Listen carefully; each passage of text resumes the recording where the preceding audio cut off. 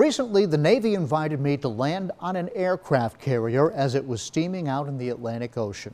We would leave from Naval Station Norfolk. That's the largest naval base in the world, home to 4 aircraft carrier strike groups, including this one, the USS Abraham Lincoln.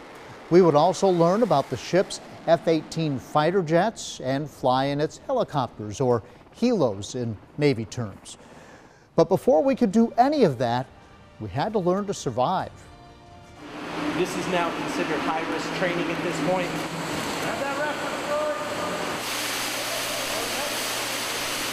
To say this training is intense is an understatement. The core of the whole thing is these are skills that are going to save your life in the event that you do encounter an emergency. We do this by increasing joint combat readiness. After about an hour of classroom training where we learned about all the ways you can die in the water, all the gear that sailors and aviators wear, and what felt like complicated safety techniques, it was time for the pool. Once we proved we could at least swim, the Navy dressed us in a flight suit, boots, and a helmet and told us to do it again. All we have to do is side stroke 25 yards. But with all this on, who knows, right? I mean, I just did it just like 30 feet and it was way different. In the gear, only the breast or side strokes would work. We treaded water, manually inflated our life jackets, and climbed aboard a life raft, all harder than anticipated with that gear on. Then we learned how to be rescued by a helicopter in very real conditions.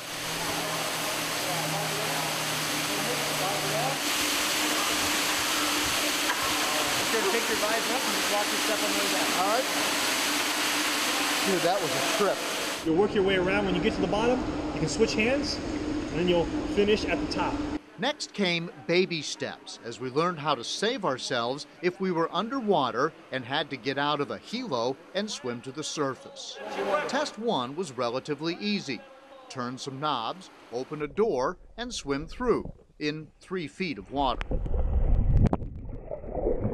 But the next test was worse. Strapped into this chair with a 5-way harness, you're tipped upside down and told to swim through a window.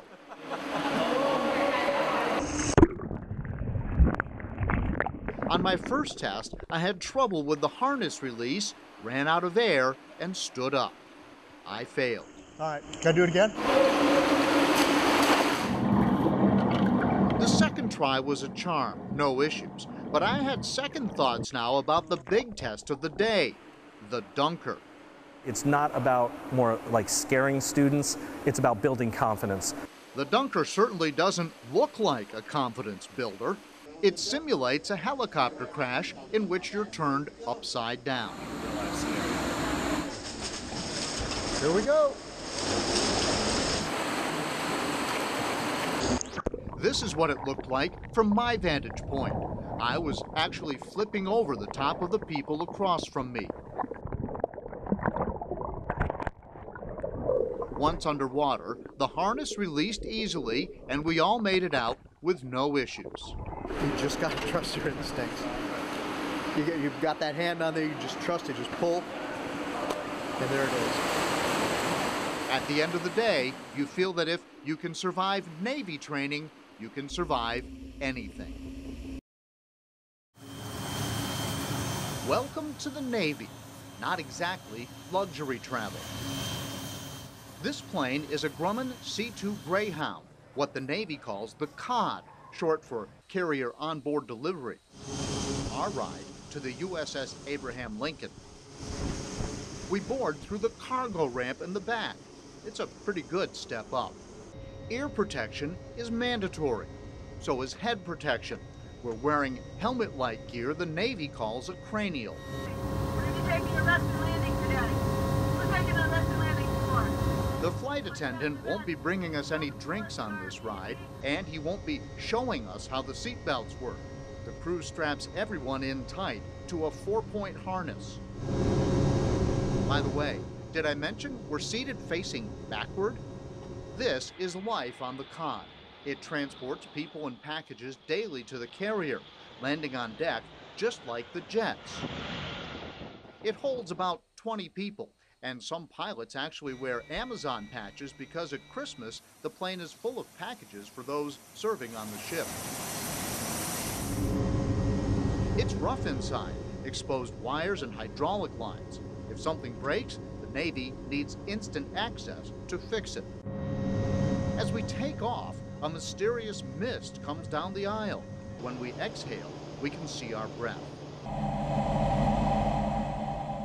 After about an hour of bumpy flying, the crew let out a loud "Here we go," whirling their hands in a circle above their heads. That meant we were about to land on the ship and hope the hook on the bottom of the plane would catch the wire, stopping us in 2 seconds.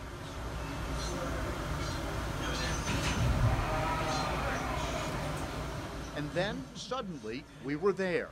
Our heads were thrown back for a moment, and we were down safely. After a bit of taxiing, the ramp in the back opened, we deplaned, and we were on the USS Abraham Lincoln, a small city of 3,000 people steaming in the open Atlantic. Once we landed on the USS Abraham Lincoln, going from over 100 miles an hour to a dead stop in less than 2 seconds, it takes a moment to comprehend that you're on an aircraft carrier. Not only are we aboard one of the most feared weapons in the history of the world, but we're a part of a floating city, moving as fast as many of the ski boats at the local lake. No wonder other nations wince when a carrier with its up to 50 Stryker aircraft shows up in their waters.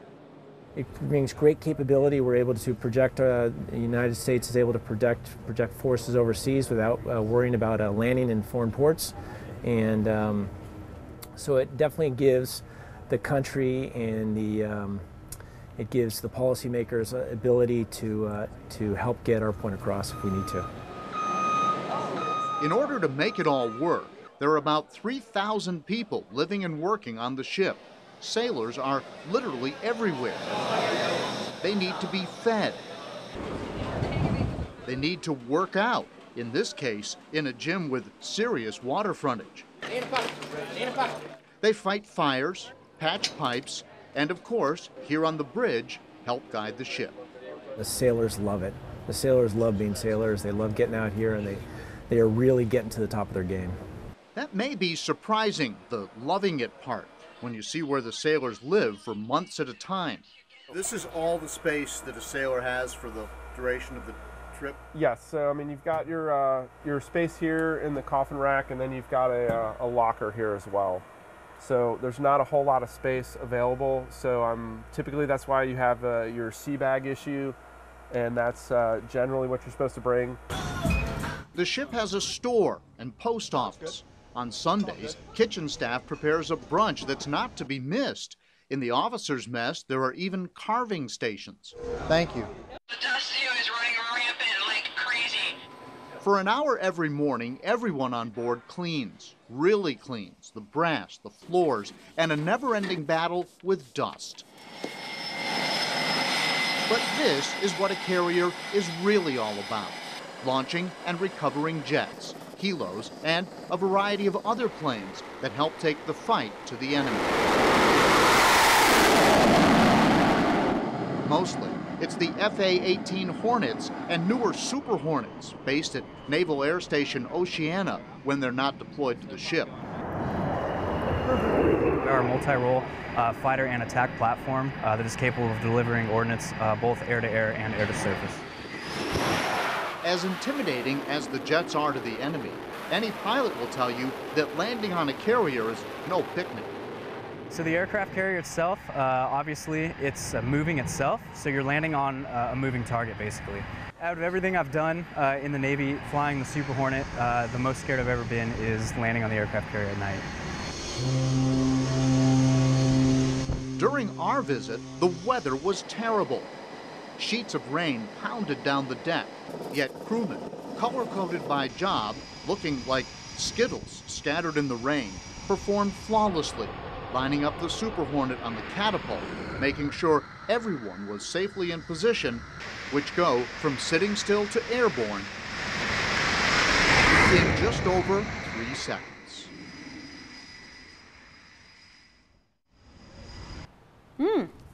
I love this perspective. You know, all the background, the behind the scenes stuff. That's just so interesting. And the Navy gave us lots of access. Now, Right. we wanted to go in some of the rooms that were marked top secret, and they're like, no,